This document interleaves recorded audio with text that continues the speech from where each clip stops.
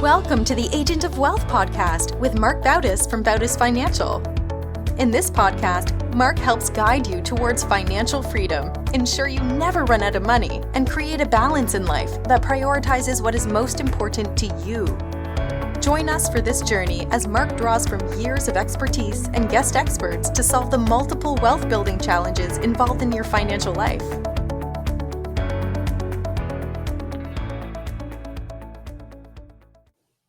Welcome back to the Agent of Wealth. This is your host, Marc Bautis. On today's show, I brought on a special guest, Dave, the Laundromat Millionaire Menz. Dave's the founder and owner of Queen City Laundry chain of laundromats. He's passionate about teaching others how to obtain financial freedom through laundromats and is also the author of the book, Laundromat Millionaire, The Grit to Elevate an Industry. Dave, welcome to the show. Hey, Marc. Thanks for having me. Appreciate it. I'm excited to have this conversation. Great. Yeah, so am I. We've done a bunch of shows recently on different alternative asset classes, but we haven't done one on laundromats. So I'm excited to talk about that. I know everyone these days, they're looking for alternative assets. They're looking for different ways to run a business or start a business. Maybe you can start off with a little bit of background on how you decided to go into the laundromat space, that they were right for you, and how'd you go about starting or acquiring your first one? Yeah, well, I tell people it was dumb luck. I mean, who doesn't grow up dreaming of owning a laundromat, right? No, the truth is, as a little kid, I always wanted to own my own business. And I was always fascinated by entrepreneurship and business, but I didn't really care what the product was. I just was fascinated by all things business. And so when I got older, I, decided to chase that dream in my, I guess right around the age of 30. And I worked in corporate America for a while, realized it wasn't for me as I suspected, and decided to do something about it. So for several years, I just looked at everything I could possibly imagine, businesses for sale, businesses to start, things like that. I didn't have a whole lot of money. I was a very middle class, married, had 3 young kids at home. And so my risk profile was decent, but I had to make sure I could take care of my family. So I knew I would need to keep my full-time job for at least a period of time with whatever business I ran, because we didn't have a ton of money to start out. That kind of led me to all these different paths. And I eventually ended up in the laundromat industry. And what happened is I was searching for businesses for sale on Craigslist, believe it or not, and found a local laundromat just a couple miles from my house. And it was a rundown mess, as most laundromats are. And so the first thing I did is I said, well, I don't know this industry real well, but I do know the laws of supply and demand. So let me research the market and the community I lived in. I'd lived in that area for about 20 years at that point. And what I did is I researched all the laundromats within a 20-mile radius of this store. And all of them were in as bad a shape as this one. And I thought, well, man, this community is thriving. It's growing. I know my community. And I don't know a whole lot about the business, but somebody has to be serving this market. It doesn't seem like anyone is. And so that, along with doing a little bit of due diligence on the location in the store, finding a local equipment distributor who ended up kind of evolving into sort of a mentor for me, that was enough for me to take the plunge. And so I bought this $85,000 laundromat that was losing money when I bought it. And it was just in terrible state of disrepair. And I just felt like if I fixed it up and made it nicer and reinvested in the business, that over time I should capture the lion's share of the market in that area just because nobody else was doing it. And that's pretty much exactly what happened. I don't know, within 4 or 5 months, I had the store profitable. Wasn't making a lot of money, but a little bit. And I kind of caught the bug because once again, I was doing this kind of as what they call a side hustle. I was doing it in addition to my full-time job. And I just realized at that point, man, if I can do this in a short period of time, imagine what I could do if I could get a few more locations. I could leave my full-time job and do this for a living and support my family. And so that's when I really, what I call, caught the laundromat bug. And I realized how great of a business this is, how misunderstood it is. And here we are 12 years later. I now own, 4 locations. I own a commercial property that a couple of my stores are in. We've launched a pretty robust pickup and delivery business. And the reason the title of my book, Laundromat Millionaire, is there is it's a teaching memoir. But the truth is, in that window that I just described for you real quickly, me and my wife went from a net worth of about $50,000, and 8 years later, we were multimillionaires. Now, it wasn't quite as easy as I just made it out to be. But the fact of the matter is, that's the numbers, and that's what really happened. There's a whole lot more we can get into in there. But what I learned in that time frame is that I believe to this day that laundromats are one of the most misunderstood and one of the best small businesses in America. And that's why I wrote my book, is just to kind of teach what I call Main Street, the people that outside the industry, to teach them how great of a business this is if you approach it the right way. And so now I'm pretty passionate about it. Yeah, I think I read at one point, and maybe this was years ago, that there were more millionaires in this country from laundromats and dry cleaners than like almost any other business out there. Really? Well, I will tell you this, as I got into the industry, one of the things, it took me years as I, networked and built relationships, but one of the things I learned is there's a lot of people that have done really well for themselves in this industry. And while they're good people, most of them are totally fine with the mainstream idea that the laundromat business isn't really a business. A lot of people kind of look at it, it's kind of disrespectful and, oh, you have to serve the bottom of society, which isn't true. Right. And, it's basically like having a bubblegum machine or a vending route, if you will. And there are people that run their businesses that way. So I'm not saying that isn't a business model. But what I evolved to was what I call the top of the industry. I networked, met a lot of wonderful people, learned from them over, once again, the last 12 years. And I evolved from what I call the bottom of the industry to what I now call the top of the industry. It's a whole different world up there. It's a very complex business. And the thing that I love about it is when done well, you can really change a community. My laundromats, as an example, all of them were in terrible locations. The communities weren't being served well at all. Yes, we invested heavily in those businesses, and I talked about the rewards we now get from that. But the fact of the matter is, every one of those communities are drastically changed, because a lot of people don't realize that a laundromat is a vital community resource. It's not just another pizza shop. It's a vital resource. And I estimate, and this is just anecdotal, but I estimate that 75 to 80% of the laundromats in this country are in pretty bad shape. And so what I kind of figured out real quickly is, man, you put those two things together and it just kind of screams opportunity. All I've ever asked for in life is an opportunity. Maybe we can kind of go through that, someone starting it. And I know you mentioned the first one you bought was 85,000, and sounds like you put some work into it. Does someone need all that in cash, or is there the ability to finance or borrow to acquire? And let's say if the laundromat was in bad shape, to kind of get it back up to running better. Yeah, it depends on how you enter the industry. I mean, there's fairly sophisticated entrepreneurs and business owners that come into the industry and they really, they have significant capital, they have great credit, they have a high level of business acumen, and they can come in and do some amazing things and build multi-million-dollar operations very quickly. That's the top of the industry. But, what I said is I kind of evolved through the different models in the industry. The beauty of the industry is it's actually fairly simple to get into. And I'm an example of that too. I mean, I started with, once again, I think I had about $30,000 cash and my net worth was about $50,000 total. We did have good credit, but short of that, that was really all we had. So yeah, it's a highly leverageable business. And the reason why is it's mostly infrastructure. It's hard to borrow money in a lot of situations for a payroll or build out in a commercial space or something like that. Not too many lenders want to lend money for those things, but they will almost always lend money for capital, for equipment. And our business is so capital intensive. So a lot of laundromat owners say every washer and every dryer in my store is like an employee, but they don't call in sick. And then I remind them, well, they do break down. That's kind of the same thing as calling in sick. But yeah, the idea that this is a passive business is not accurate. That's not the case, but it is a very flexible business. That's the word I prefer to use and to teach people, because the beauty of it is there's always things to do in the business, but we as the business owners and operators, we get to pretty much for the most part choose when we do those things. If you have 40 washers in your store and 2 of them break down, I mean, you don't have to leave your son's birthday party to go fix them. They'll be there tomorrow. Right. But you got to fix them eventually. Otherwise, you end up in a really bad place. But yeah, it's a pretty highly leverageable business. The only exception to that really is if you just came into the industry and bought just a turnkey business. So if you came in and bought one of my stores today, which are very nice, that case, you're buying an existing operation without a lot of upside. And so in that case, as lenders, you're going to usually want between 30 and 35% cash into the project. So if you're coming in and buying a $600,000 store, you're going to need a few $100,000 in cash. But if you do it like I did it, kind of buy it on the down low, buy a great location. And, over time, what we did is, I didn't mention to you the process, but me and my wife kept our full-time jobs and we took every penny the business made for the next 5 years and reinvested it back in the business. And we used leverage as part of that too, but we also took the cash flow, and we're always just trying to find sometimes big, sometimes little ways to improve the business. The beauty of our business is there's a lot of different ways to get into the industry, and it doesn't require a lot of cash, but it does require the other side of that, which is the sweat equity and those types of things too. So you mentioned that it's not really a passive business, and that both you and your wife were working corporate America full-time jobs.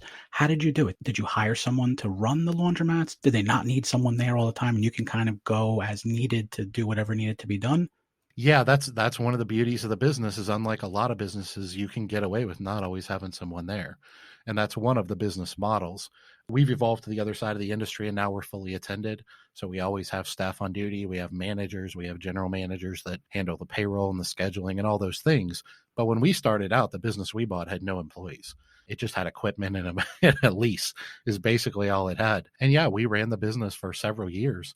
What they call unattended, and then we evolved to kind of partially attended. So to give you an example, the first 4 or 5 months that I described for you, I had to be at work at 7 a.m. So I would get up at 4 a.m. because my stores were open 24 hours. I would go to the laundromat in the morning and I would clean up from the overnight shift and people coming in doing laundry overnight, just straighten up, clean up, things like that. And I would go to work. I would work all day and occasionally I'd get an emergency call, but for the most part, I was at work and everything was okay. I would leave work, I would go straight to the laundromat and I would clean up again from the day. And then I would go home, spend the evening with my family. And then after my kids went to bed, a lot of times I would go back up to the laundromat and clean up again 10, 11 o'clock at night. That's not a life anyone wants permanently, but I just saw it as kind of a means to an end. And the beauty of that is because we went from this store having most of the equipment out of order, and it was, quite frankly, not very clean. So we got all the equipment working very quickly. We did some minor cosmetic things like putting TVs in and painting and, some serious elbow grease and things like that. And we did all those things while business upticked. And as it did, I just kept kind of taking that money and squirreling it away while I was doing the cleaning. And after 3 or 4 months, we hired our first store attendant. And they didn't work there all the time. They would come in for a few hours in the morning and a few hours in the evening. And that kept me from having to do that. And so we took that cash flow as it increased and we reinvested it back in a lot of things. But one of the things we did is growing that payroll. As the store got busier, we went from that person being there for 2 hours in the morning and 2 hours in the evening to maybe 4 hours in the morning and 4 hours in the evening. That evolved to 6 and 6. And then eventually we got to the point where our stores are no longer open 24 hours. They're open 7 a.m. to 10 p.m., but now they're fully staffed. So there's someone always on duty at all times. And the beauty of that is that raises your value proposition, right? People know business, they know value proposition. That increases that. It kind of increases your competitive advantage. It gives you a market differentiator and you can charge accordingly. So you can charge more for that. So your margins go up. You reinvest that back into equipment. I don't know if that makes sense to you, but that's kind of the evolution that I went through. And I'll be honest with you, when I started out, I had no idea what I was doing. I have a life's anthem, if you will, of just trying to be better tomorrow than I was yesterday. I do that as a father. I do that as a husband. And I tried to do that in my business. And I just said, where we are today is where we are. I'm just going to grind like nobody else. And I'm going to try to be better tomorrow than I was yesterday. And sometimes it was fixing that leaky toilet. And then you eventually grind long enough where you get to the point where you can replace that leaky toilet. And, you paint the walls in the bathroom until you can afford to tile them. And you use paper towels until you can afford a hand dryer. And I know it sounds very fundamentally simple, but that's literally where we started. And so you just do what you got to do. So one of the things I really try to encourage entrepreneurs and business owners and business-minded people to do is just that. Wherever you are, you have no choice but to start where you are. One of the things I didn't tell you, Mark, is before we bought that first laundromat, about 4 years prior, is when I kind of decided I really wanted to be a business owner. And me and my wife had no money. And so we drastically cut our lifestyle and we increased our education and we both got raises at work and we kept our lifestyle really low. And for those 4 years, we saved that $35,000 that I was describing for you. And so we made sacrifices. We weren't living in a box under the bridge or anything like that, but they were just like minor modifications to our life. We made a pretty good living, but yet we were both driving little $3,000 cars that were paid for. Our friends were going out and upgrading their houses as they got raises, and we kept our same house. They would go out and get new SUVs and minivans, and we were still driving those $3,000 cars. And we didn't want to live that way forever. I don't recommend anyone do that forever as a lifestyle, but it's a means to an end. All we knew is we needed some seed money. And one of the things I didn't tell you too is I grew up really poor as a young kid in Flint, Michigan. And one of the things that upbringing and that lifestyle taught me is that no one was ever going to hand me anything. So whatever the opposite of entitlement is, that's what I have. I am firmly convinced I will never have anything in my life given to me.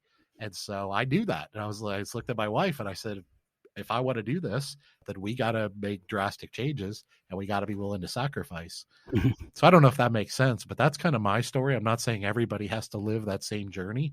Some people come from very different lifestyles and backgrounds and situations. And, some people have a lot of equity in their home and they could just sell their home, move into an apartment, lease for a few years and use that money as their seed capital.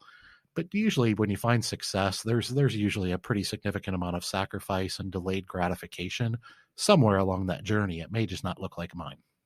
As you were building up the laundromat, you said you were reinvesting any income from it. Did there come a time where you said, okay, we've built this up enough, we can quit our corporate jobs, or are you still working the corporate jobs? Or Yeah, I'll be honest with you. When I first bought the first business, I never dreamed in a million years I could quit my job. I just thought this will be a nice little side business and maybe make us a few $1,000s a month, which, at the time, my I think my house payment was like $1,100 a month. So I thought, well, if I got a side business makes me a few $1,000s, that's a pretty significant lifestyle upgrade. And what happened is I caught that bug with store number 2 and 3. Then I realized, wow, if I get a couple of these, I could really do something. And so that 4-year journey where I worked probably from the time I bought my first store until about year 4, when we got our third laundromat under contract, I quit my job 2 weeks before we closed on that third store. And yeah, everything we did to that point, we hadn't taken a penny out of the business. We had reinvested everything, paid down our debt servicing, and just, saved up a nest egg. Because our attitude was pretty simple. When I quit my full-time job, we knew that there wasn't no going back. Like I was jumping off a cliff. Yeah. And so we knew that was the way it was going to be. So about year 4 is when I quit my job. My wife was a school teacher and I'm more the entrepreneur. She's just a very supportive wife. And so I started to add team members and layers of management and things like that. And she could have quit much earlier if she wanted to join me and fill those roles. But she was like, I'd rather be a teacher. I love working with kids than, working in the laundromat. So fast forward today, we have about 40 employees and our payroll's probably $100,000 a month, maybe more. And just recently, my wife quit her job and kind of retired. She's a bookkeeper by trade. She has a degree in accounting. And so she's always done the bookkeeping for the business. She's always done a lot of administrative tasks. And for over a decade, it was in the evenings and weekends, in addition to her full-time career as a school teacher and a mom, by the way. And then recently we got to the point where she didn't need to do that anymore. So now we both of us technically work full-time in the business. But this was definitely my baby. So our first goal was to get me to where I could not work 90 to 100 hours a week. And the only way that was going to happen is for me to leave my job and do this full-time. The interesting thing is when I got to that point where I could quit my full-time job, I was able to work more hours in my businesses, but work less hours total in life. And so we had a better lifestyle balance. And our business, as I started, investing more and more time into at that point, and our business has really just accelerated because at that point we had kind of learned the nuts and bolts of the business and what to do to be successful. And we just needed to do more of that. And as I quit my full-time job and could focus full-time on my staff and my team and my operations and scalability, repeatability, all the things that come with being successful, we just kind of went straight to the moon at that point. I know you mentioned that when you started, you really knew nothing about the laundromat business. Do you recommend someone takes that same path, maybe learns about the laundromat business before they get in, or maybe purchases like a turnkey, or I don't even know, are there laundromat franchises out there? But what kind of path do you recommend someone who's going through it that they start their journey with? Yeah, I think it depends on the person. I mean, I can't imagine personally ever being involved in a franchise, but there are several of them out there. But it's kind of that I'm kind of a control freak and I don't really like other people telling me what to do. And that's, a negative for franchises. Now, for the people that want that structure and they don't want to build processes and procedures, they want them handed to them in a franchise agreement, then that can be a great way to go. So, I mean, I think it depends on the person, your personality. Of course, your capital position has a lot to do with it too. I didn't have the money to put, $500,000 into a franchise location. And I wasn't going to be able to borrow that much.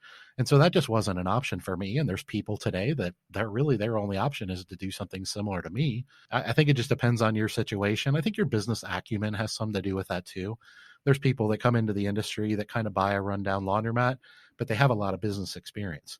And a lot of business experience is transferable from industry to industry. Certainly not all, but a lot of it is, let's say maybe 70%.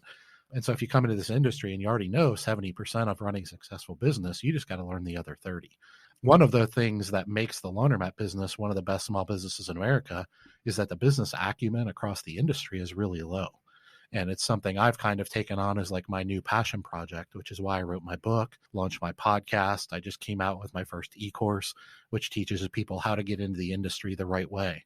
Those are things that I'm very passionate about now, what I call elevating my industry.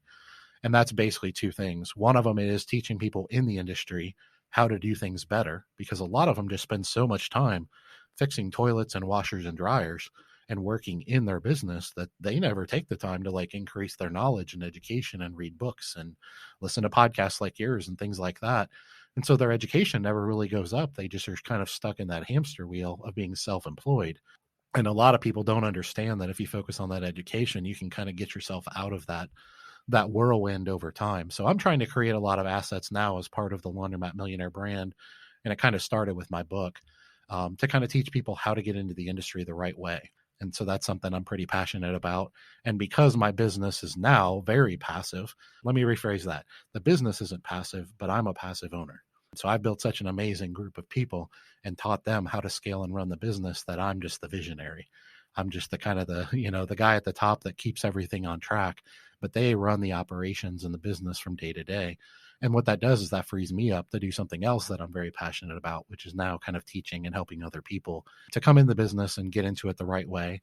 And then just kind of promote the industry like I'm doing today on your show, just so people understand that this is actually a fantastic business. And a lot of those people I talked about earlier that are very successful and very wealthy from this business, almost 100% of them don't want anybody outside the industry to know that. They love the stigma associated with our industry, and they don't want people to know how great of a business it is. So I take a few arrows for that too. Nobody likes me calling attention to how great this business is, but it's just part of my kind of passion project for what I call elevating our industry. I want to attract people to the industry that have a high level of business acumen or are willing to go get it, willing to go learn. Was that a struggle for you? You mentioned you're a passive owner now, but a couple sentences before that, you said you were a control freak. How was that, giving up full control to all the employees that you have? Yeah, it was an evolution. It was a 12-year evolution. I'm still a work in progress. I'm not a micromanager. Like I'm not somebody that really wants to control others. And that's how people see usually a control freak. I'm a control freak in a different context, meaning I don't like to be controlled. I like knowing that the world is available to me. And if I wake up tomorrow and I decide I want to paint my walls blue, I can. And if I decide I want to use a different brand equipment, I can. And it's my business. Nobody can tell me what I can and can't do. I have to follow the laws. And of course, my customers get a say in that too. But the fact of the matter is, as long as I'm treating people the right way, and at least as long as I'm growing my business, there's no one there to tell me how to run my business. For some people, they want someone like a franchise to tell them how to run their business. They want those systems in place. I've enjoyed the process of learning those things myself, but it has been a struggle because there's not much information out there. And so that's something that I'm a big fan of, the independent operator. There's some great franchises in our industry that are doing great things for our industry, but I want people to have options. That's really what it boils down to. I know you mentioned the first one you purchased, and obviously this for every other one too. You mentioned the due diligence that was involved, and what should someone look at in terms of, I guess, the area? What are things to look for when someone decides maybe they made that decision that they do want to go into the laundromat business? How should they kind of figure out, okay, this is a good one to purchase? Yeah, the funny thing is, it's not a whole lot different than a lot of other businesses. Location is really important. So you want to find a great location with good traffic patterns. More importantly than that, you want to find a good location, meaning you want to be in a thriving community. You don't want to be in a community that's dying, right? I grew up in Flint, Michigan, and almost everyone in my family worked at the GM factories. Well, when they pulled out of town and went overseas, that whole city died. Those things happen. There's communities that are bustling and growing, and there's ones that are dying. You want to be in one that's thriving, first of all. And you want to, once again, look for the laws of supply and demand to be tipped in your favor. Even though our industry is greatly underserved, there are some markets that are overpenetrated. They typically tend to be the really high, densely populated areas. So if you go to like downtown Cincinnati, for example, or downtown New York or LA or Houston, Texas, where there's 10 million people, you're usually going to find a pretty significant laundromat facility on almost every corner. And they can all do pretty well, but that market is probably not much value add there. And so what I recommend people do is, if you live in New York, you can live in New York. It's fine. Maybe go 20 minutes out to the suburbs, look for what I call a submarket, and look for the laws of supply and demand where people are underserved. Because what we as business owners and entrepreneurs should be doing is not trying to be that 13th pizza place in town. What we should do is look for a place where there's no pizza places and be like, holy cow, these people don't have pizza. We got to do something about that. And with a vital community resource like a laundromat, it's even more magnified. Those are a couple of just real quick examples. Another really big one is parking. A lot of people start to dissect, the numbers of the business and the data and the ROI and all these things. And they kind of want to back into the business from like an engineering mindset. And that's fine. But I always tell people, like, don't focus too quickly on the numbers and the micro before you focus on the macro. If you get a great location in a market where the laws of supply and demand are tipped in your favor as a business owner, you have proper parking and you have enough square footage to be able to design and build what I call a modernized laundromat, which is a nice open layout, then you can pretty much do anything you want to do at that point. And then the last thing I'll say is if you are leasing the property, which a lot of people do, especially when they're starting out, you need a long-term lease. Because a laundromat, the infrastructure alone, and I'm not talking equipment, I'm just talking like the size of the water lines, the electric service, the drain facility, things like that, you're usually looking at a solid couple $100,000. Just if you took a white box space and you're just trying to build out a laundromat facility before you do anything else, you're looking at that type of investment. And once you make that, you can't take it. Right. I mean, you can't just pick up a 2-inch water line and walk across the street with it. It doesn't work that way. So when you invest in that location, you need to have a long-term lease. I usually recommend that at a minimum, people look at a 10-year lease with 2 5-year options. And so you need to block up a 20-year investment. And whether you own it and make sure that the lease is assumable, which sometimes is harder than not. But, whether you own the business or you sell it to somebody else in 7 years, they need to have a long-term lease or the business isn't valuable to them. It's not like a retail store where you can just pick up the clothing racks and go across the street. Probably the best comparison as far as infrastructure would be like a restaurant. They always say once a space is a restaurant, it's probably always going to be a restaurant. Now, it might be a different kind of restaurant, but it's still going to be a restaurant of some type. And that's the case with laundromats. Once it's built out as a laundromat, it's probably always going to be a laundromat. So those are just a couple of the quick, like big macro things that you're looking for. And if you hit those things and you do those things right, and you don't overpay for a business or something crazy like that, then all the other stuff, you'll run into a few bumps and bruises. You'll make some mistakes, but they're all overcomable. But you buy a laundromat for $300,000 that has 2 years left on the lease. I mean, if you can't renegotiate a lease, you're in trouble. Have you ever bought the property that your laundromat is in or considered buying? Yeah, we currently, as of today, own 4 laundromats on the east side of Cincinnati. We own the property of 3 of them. And that wasn't always the case, but that's been part of our growth pattern is we got to the point where we realized that we always knew the lease was important, but you can have a long-term lease and all it takes is that property being sold to a new property owner. And if they want to find a hole in that lease and boot you out of there, they'll, at a minimum, make your life really difficult. Maximum, they'll find a way to get you out of there one way or the other, even if they just litigate you to death. So, once again, I don't say that to scare people off. That's a horror story that isn't common. But once again, I don't like being controlled. And so once we got to a place where we had the financial capability to be able to control that, I just made that a priority. So as an example, there's different growth patterns and trajectories in small business. There's some people out there that have been in the business for 10 years and own 30, 40 laundromats. I would much rather own 4 or 5 and own the real estate. That's just my personal opinion. It just gives me the stability that I feel comfortable with. I tell all entrepreneurs and business owners, the beauty of small business is nobody gets to tell us what to do. I mean, you get to get up every day and decide what that looks like. Right. You mentioned you have kids. You didn't say how old they are, but are they involved at all in the business? I have a 23-year-old daughter who worked for us for a few years when she was college age, and now she's married and works somewhere else. I have 11 and 14-year-old boys. They do work in the business, actually. They are on our payroll. They help their mom with some of the filing and bookkeeping and things like that. And then on occasion when they're, obviously school's a priority, but on occasion they'll go around with me and help me collect the money at the stores. And if I need them to hand me a screwdriver or something like that, which I don't do a whole lot of that anymore. So they work like 2 hours a week. So it's definitely not much, but it's enough for them to understand and learn a work ethic. And they just kind of take some of those smaller tasks off the plate. Our 14-year-old, we're kind of teaching him to be an entrepreneur. So he actually invested his own money in sticker machines. Kids stickers that vend. Yeah, sure. And he has one of those. He started with one and he took the money from one, reinvested in the second, third, and now he has sticker machines in all 4 of our stores. And he's 14 years old and he makes like $500 a month profit. We joke all the time, in a few years, he's going to be going to high school driving a BMW, and everybody's going to be convinced that mom and daddy paid for it. We'll be like, nope, we didn't pay for a penny of it. Knowing you, he's not going to be driving the BMW. He's going to be squirreling the money away and reinvesting it in something to build the sticker machine into some other kind of empire. That's exactly right.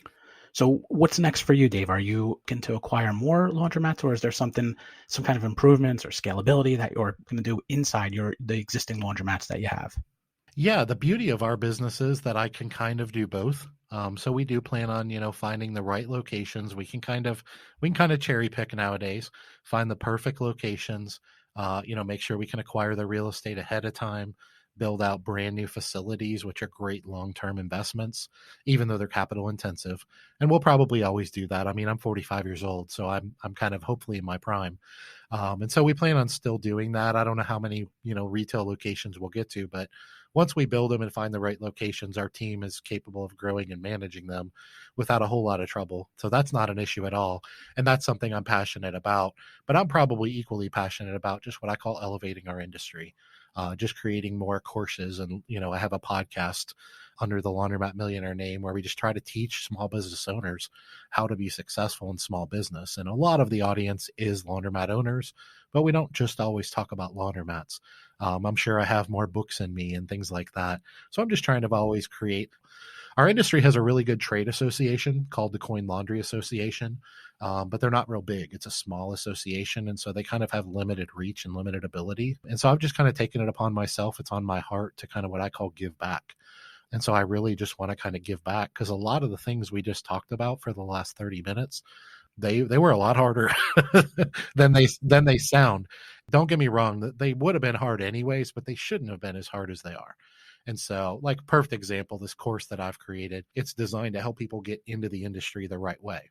The course is $1,000, which sounds like a lot of money, but I can confidently say after 12 years in the industry that there's probably a six-figure value in that. I mean, I've had people come to me and ask me to help them get them out of messes when they've paid $650,000 for a laundromat that was worth $200,000. And they're looking at me 6 weeks later going, what do I do? Well, it's tough to help people. And it kind of breaks your heart if you have a big heart. And if you care about the industry, you know that person isn't going to be reinvesting in their business anytime soon, because they're just going to be trying to dig out of a $400,000 hole. And so I'm pretty passionate about just making sure people don't make those mistakes, but that's something that's going to take time. And I'm not the only one. There's other people in our industry that are doing a lot of great things for and with the industry. Those are really the two things that are my focus at this point. Okay, well, we're just about out of time. Dave, I want to thank you for being on the show. How best can someone reach out to you, find out more information on what you do, and how maybe you can help them on their journey of going in the laundromat industry? Thanks for that, Mark. Yeah, they can reach me I'm on LinkedIn. Dave Laundromat Millionaire Menz is my page. On Facebook, the same thing, Dave Laundromat Millionaire Menz. And then our website, laundromatmillionaire.com, and it's spelled Laundromat. Everybody tries to spell it laundromat, but it's laundromatmillionaire.com. And that's where you'll find like my book and, like I said, my podcast and things like that too. So if you're interested in getting into really any industry, but specifically mine, I just recommend people take their time. Don't be in a big hurry. It's amazing what you can learn in 6 months. Yeah. Thanks again. And we'll link to all that in the show notes. And thank you everyone for tuning in today. Thank you for listening to the Agent of Wealth podcast. Click the subscribe button below to be notified when new episodes become available. The information covered represents the views and opinions of the guests and does not necessarily represent the views or opinions of Bautis Financial. The content has been made available for informational and educational purposes only and is not intended to be a substitute for professional financial planning and investment advice. Always seek the advice of your financial advisor or other qualified financial service provider with any questions you may have regarding your investments and financial planning.